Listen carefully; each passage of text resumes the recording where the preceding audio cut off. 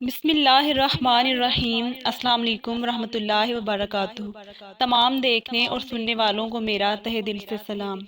ناظرین، 20ویں صدی عیسوی میں بھارت میں ایک بہت ہی نیک بزرگ حاجی عبدالرحمن گزرے ہیں۔ وہ عمر بھر نہایت ذوق و شوق سے اسلام کی تبلیغ میں مصروف رہے۔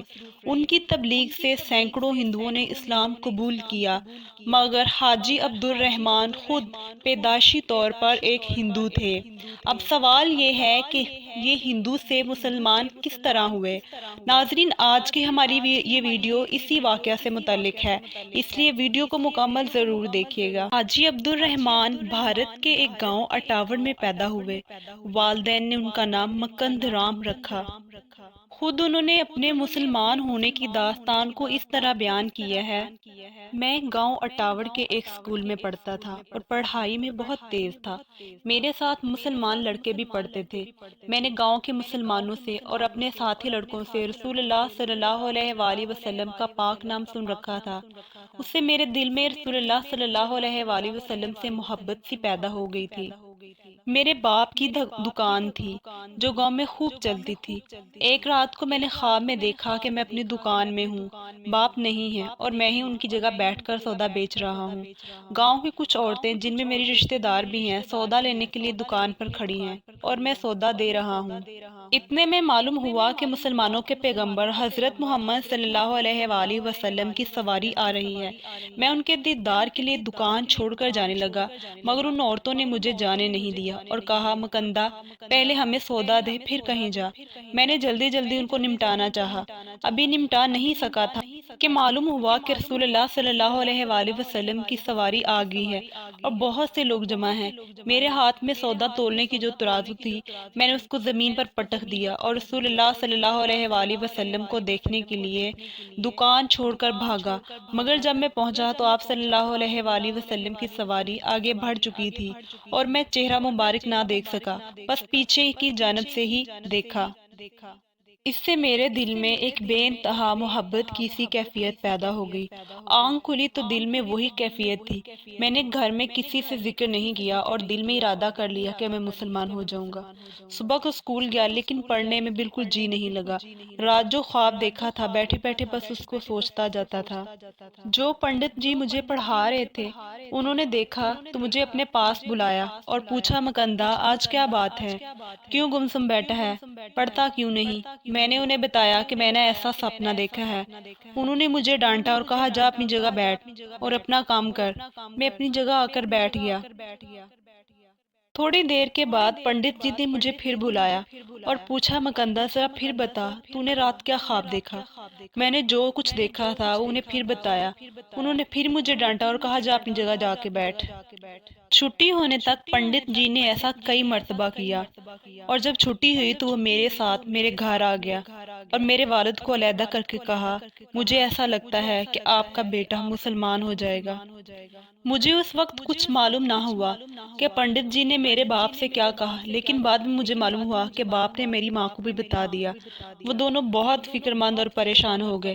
میں نے اسکول جانا بھی بند کر دیا، مگر میں نے دل میں طے کر لیا کہ جو کچھ بھی ہو مجھے مسلمان ہونا ہے۔ میں نے مسلمانوں سے ذکر سن رکھا تھا کہ دلی کے پاس ایک بستی نظام الدین کے نام سے مشہور ہے۔ وہاں ایک بنگلے والی مسجد ہے، اس میں ایک میاں صاحب رہتے ہیں، بڑے نیک اور اللہ والے آدمی ہیں۔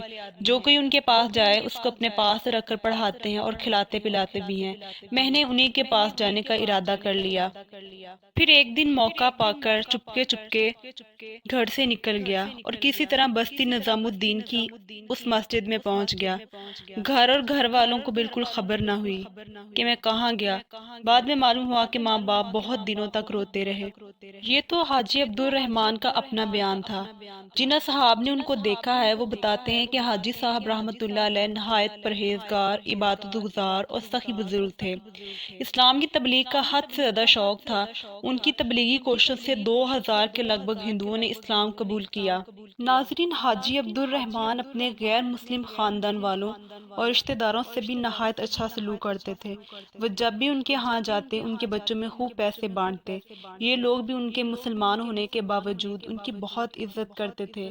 اپنی عبادت اور دین سے محبت کی وجہ سے وہ اللہ رب العزت کے خاص بندے بن گئے تھے اور اللہ تعالیٰ ان کی دعائیں قبول کر لیا کرتا تھا۔ اس لیے ان سے دعا کروانے کے لیے لوگوں کا تانتا بندھا رہتا تھا۔ ان کی تبلیغ کا ایک دلچسپ اور مشہور واقعہ ہے کہ ایک دفعہ میوات کے علاقہ میں ایک ہندو سادھو آ گیا۔ اس نے اپنے طریقے سے دن رات عبادت کر کے ایسا کمال حاصل کر لیا تھا کہ بعض عجیب و غریب کرشمے لوگوں کو دکھاتا تھا جو کوئی عام آدمی نہیں دکھا سکتا تھا۔ اسی طرح سارے میوات میں اس کی شہرت ہو گئی۔ حاجی صاحب رحمۃ اللہ علیہ کو اس کی خبر ہوئی تو آپ اس کے پاس پہنچ گئے۔ حاجی صاحب کا مقصد اس کو اسلام قبول کروانا تھا۔ جب حاجی صاحب اس کے پاس پہنچے تو سادھو نے کہا، حضور کیسے آنا ہوا؟ تو حاجی صاحب نے فرمایا، بس آپ کو دیکھنے آ گیا ہوں۔